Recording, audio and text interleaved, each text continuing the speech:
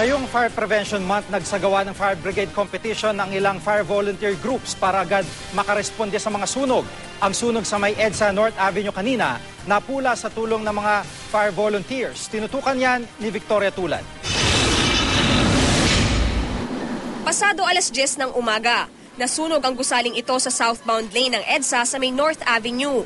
Nagsimula raw ang apoy sa ikatlong palapag ng warehouse. Swerteng may parada ng BFP NCR at fire volunteers at rumisponde ang halos 30 fire truck kaya madaling naapula ang apoy.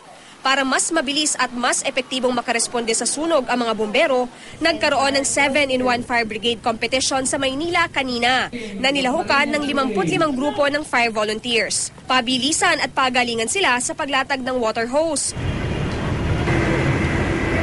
pagbomba ng tubig, at pag-rescue. Kinailangan din nilang umakyat sa scaffold. Judges, 1, 2, 3, 4, 5, 6. Si Cheryl na 2 taon ng fire volunteer, hindi raw natatakot kahit mapanganib ang kanyang tungkulin. Masaya na nakakita ka ng napapatay mo yung sunog. Kung meron tayong first responder, yung firefighting hindi nagiging problema. Ayon sa BFP, karaniwang sanhi ng sunog ang open flame gaya ng kandila, yung mga napabayaang dekuryenteng gamit at upos ng sigarilyo.